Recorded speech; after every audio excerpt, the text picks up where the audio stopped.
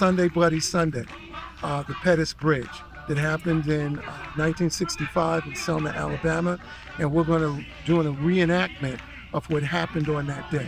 It's important for them to understand that this was literally the beginning of the modern civil rights struggle.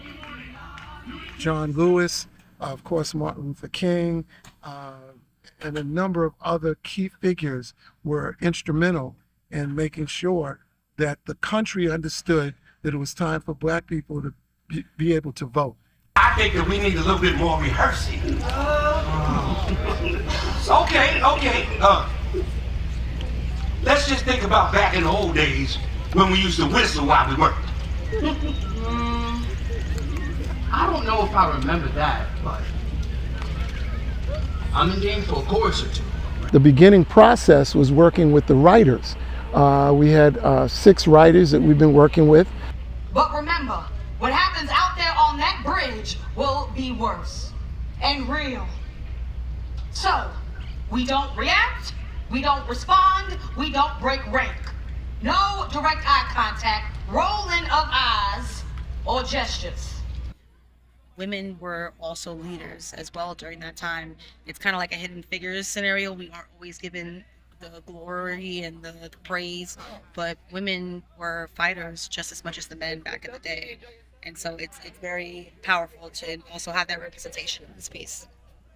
The silver lining may be that the national media coverage unmasked the inherent evil of racism in Selma, Alabama. We all know that. Dr. King, they're calling you a coward. Hosea! Now come on, you know better than that. The play does line up with history and the fact that Dr. King was not there during the first march over the Edmund Pettus Bridge. And this is the sort of thing that's kept out of the mainstream media. What's happening behind the scenes with these, powerful men, men who are all visionaries in their own right. Some of them lead the churches and organizations. So it's without a doubt that there were egos that clashed from time to time. It took a lot of time to work with the writers so that we could bring out those kinds of educational pieces that were important for the students to get the message. You got something to say? We worked with a think tank, which was a collection of educators, professors in history, and who were instrumental in the creation of Black history curriculum in New York City. What about Fannie Lou Hamer? Fannie Lou Hamer. These are all very prominent people in the civil rights movement. We put together a curriculum to discuss various aspects of a protest, why you would protest, how you would organize it, who you would organize it with, and what might be some consequences, good and bad, of protesting.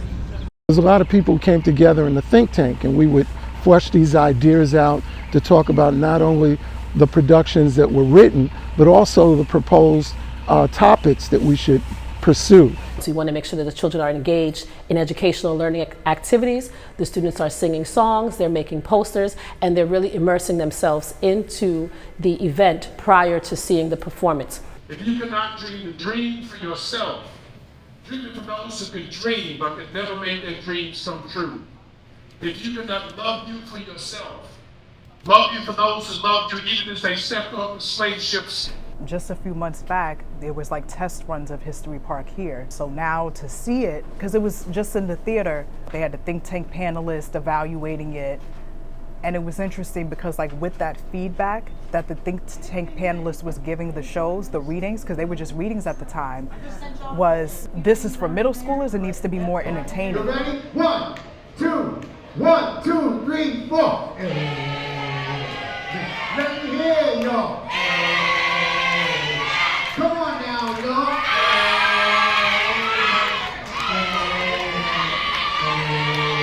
One of the other components of this program is our pavilion, and that was put together by Mr. Marlon Campbell, who did our props and put together this wonderful collection of artifacts and items from 1965. You know, students were just enthralled with the 1965 telephone. The idea is that it should be sort of a museum, but it's more than that. When I was a kid, they had a thing in New York called the New York Experience, where you would see things, you would hear things, objects would be there, action would go on, and you get an idea of what it was to live in New York City. It was particularly interesting for tourists, but for people who live here as well. The middle schoolers need this kind of work, because once they get into high school, it's hard to corral them to bring them together on issues. So we want to target these middle schoolers and tell them about their history. Make sure they stop by you and scan the QR code. If you have to scan your QR code, go here. There's another one on this side. We've also created a pre and post assessment for the children. When the children arrive, we give them a QR code. And we found that some of the children have come in and they say, you know, I really didn't know much about this particular moment in history, but now after experiencing the event, when we give them the second QR code to assess what they've learned as a result of the performance, we've seen a phenomenal increase in children's understanding. And we've had over 350 to 400 middle schoolers. Welcome to History Park. Hi, everyone.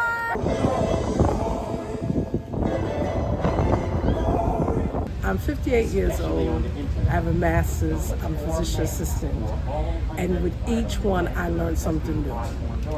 And I love the fact that you recreate history and that you're reaching out to young people to let them know what their history is. Because we need to know our history, it's been hidden long enough, we need to know the truth, and you show it in a fun way. You know, I like the part that you take us into theater first and teach us the background, and then you bring us out into the pavilion where we actually could read up and see the inventions and the people, and we learn from there, and then the actual production, we learn from there as well. So use your imagination today, cowpokes, and pretend that we on horses, because a cowboy don't walk nowhere. My students and I found the performance to be entertaining, informative, and we all really enjoyed ourselves. Now enjoy Black Cowboys! I think the show was good because it showcases culture that we didn't learn about in classroom, so I think that's cool. I'll eat dust if I can make enough money to save my family's farm. A program like this takes resources, and it takes a lot of support, continual support for us to put on a project like this. This is a big project. There was fencing to put up around the perimeter of this entire event. There were signs to be made. We had a wonderful workshop on the creation of the protest signs. The artists who came in and crafted these signs from 1965 and also some from the present. It also took an incredible sound and technical company to put together the LED screens and sound. Everybody talked about how great the sound was in the execution. And of course, it took a director in order to put the actors together and take them through their task of lines and blocking to put this together. And of course, as producer, you know, it was my job to make sure all of these components came together in a way that would make for a good program. This was no small task. It took a lot of people, a lot of hard work over the last year and a half to put all of this together. We have another 11 reenactments to do. The fact is that these are such an important images to bring to life because 50 plus years later, unfortunately, things haven't gotten that much better. You know, the work Black Spectrum is doing is such an important part of helping to move America in the right direction.